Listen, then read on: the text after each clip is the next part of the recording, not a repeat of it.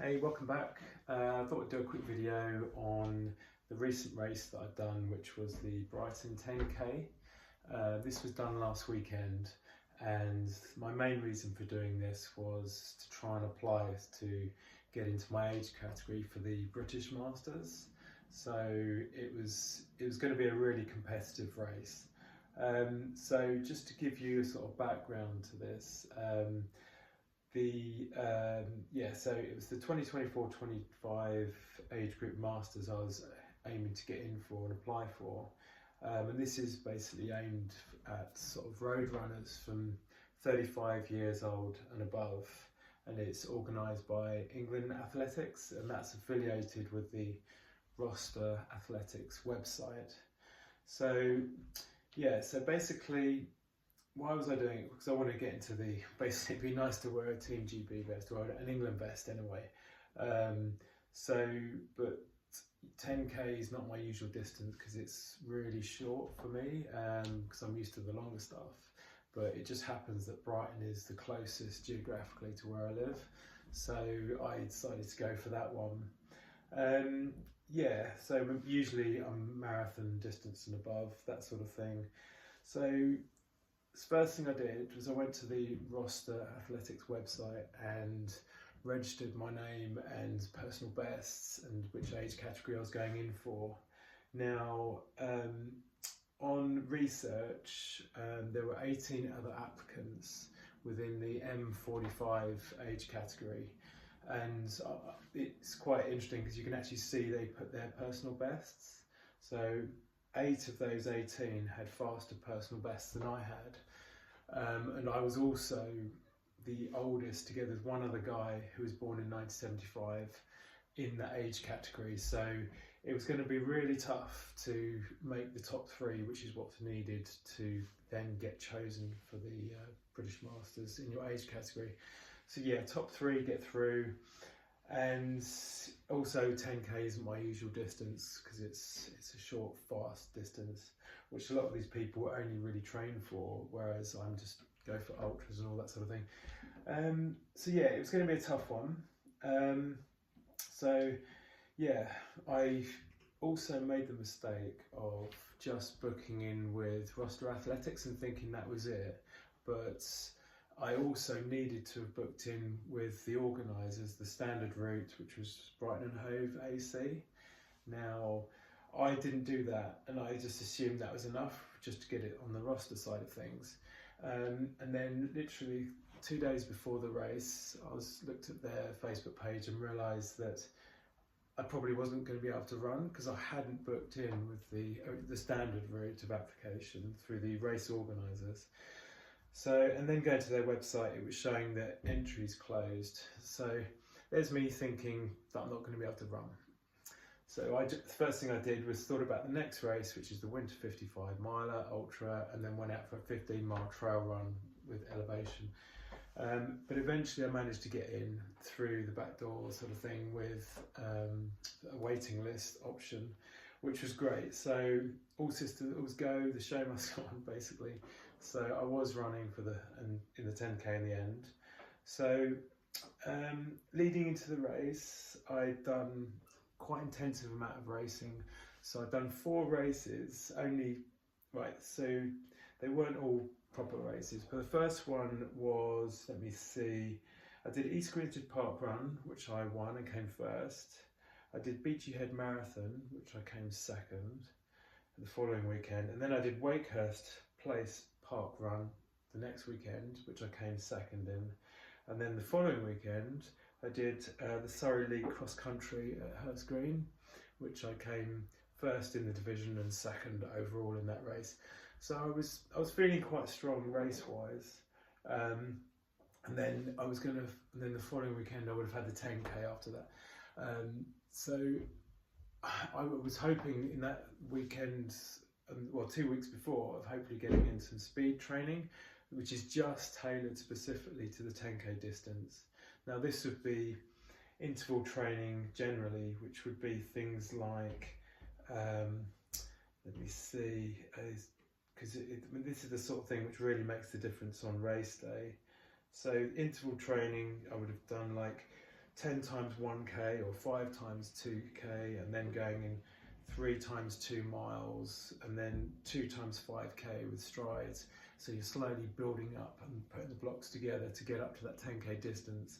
Now I worked out to be competitive I needed to hit 5:18 pace per mile average over the distance to be competitive. But to get to that level, I would needed to have done those interval sessions, which I didn't get around to doing due to being ill and trying to quit caffeine and not feeling very well over about 3 or 4 day period when I was going to do some of those workouts. But yeah, I was going to go into the race and basically go out hard and see what happens. So basically, you come race day, breakfast is like 500 mils of a carb drink, which had 80 grams of carbs. I had a 500 ml precision fuel and hydration electrolyte, the pH 1500, which I usually have. Managed to book Just Park, which was great, through their website, and managed to find a spot which was a quarter of a mile away from the start line, which was brilliant, and booked that for 3 hours. And then when I got to the event, it was just slowly warming up, so I had to get there early to go and get my race number, which is that one there, 3009. So I got that, but I also on the back I had to put my M45 age category, so other people in the age category could see what I was racing for. So yeah, got there nice and early, got all the stuff ready, all the number, and put on. Walked back to the car, and then walked back to and did like a warm up. So we're getting into the warm up. The toilets are really close to the start line, and also the drop bag location was right next to the start line as well, which was great. So you could try and stay warm until the latest possible moment. Did like a 10-minute warm up. Had 2 gels just before, which is the precision hydration and precision fuel ones, which are these ones here. So I had one of those, and then one of those caffeine version. So I had 2 of those just before the start, because I wasn't planning on taking anything with me, because it's only a 10k. It's like just over half an hour's time, whatever, of actual running. Yeah, start line, push yourself as close to the front as I could, because I wanted to go out really hard, even if I was in with runners who are faster than me, just to get the congestion out of the way, get away fast, and try and hang on. That was my strategy for this race, because it's only 10k. It's like try and do 5k really hard, and then the 5k coming back, just trying to hang on, as opposed to the usual go out conservatively and then try and finish strong, because in some cases that has left me with not as good a sort of finish time. So yeah, the race, the gun goes off, went out really hard, went out like 5:08 pace, I think it was really quick, and it was such a competitive race. So yeah, went out 5:08 pace, and to try and clear the pack and congestion and keep up with them. So you go starting Hove Lawns, you go out westbound towards Shoreham, and then loop back round, and then go all the way along the road back towards Madeira Drive, past the start line again, all the way down to Madeira Drive. And then you loop back at Madeira Drive, and when you loop back, that's when you get hit by, in this case, a headwind, and it's a slight incline, so it's a really hard part of the race. You've done 6 or so k hard effort, and you're trying to keep that pace. You're going slightly uphill, you get hit by the headwind, and then you've got another couple of kilometres just into the headwind. Now, that was the hardest part of the race, and then you loop back, go beyond the start line and loop back, and then you see the start line going along the promenade. So it's a really nice finish, but it's pretty flat and fast course. But the headwind and the slight incline on the way back was the hardest part of it in terms of terrain and weather conditions. So yeah, went out about 5:08 pace, and then by the time I'd done 5k, I was on like 5:18 per mile pace. So it was slowing down because I went out so hard, and then get hit by the headwind and just trying to hang on. Now, I ended up that eventually my average pace for that race was 5:23 per mile pace, which was a chip time of 33:43. So 33 minutes 43. So that was a PB for me for 10k, which was great. So it was always good to get a PB. And I didn't know at the time whether or not that was enough to get me in the top 3 places for my age group, because it's such a competitive field. So that time got me, I think it was 65th position out of about 2,500. But that just shows how competitive the field is. There was the county championships there was the Sussex team, the Kent team, the Hearts team. There's club championships as well. There's British Masters application. There's the rest of the field and loads of really, really good club runners, who a lot of them just train for the shorter distances on road. So it's very different from what I used to do. So it was a really hard field, tough field to compete against, but it's really healthy to do that once in a while, and it kind of makes you realise sometimes how much better you need to get to be really competitive. I mean, just as an example, I had a guy who I follow on Strava who did like 5-minute mile pace, and he came 13th, and it just shows how fast these guys are. I think the person who won it with like 29 minutes for a 10k, which is really, really quick to break the 30-minute barrier. So yeah, learnings.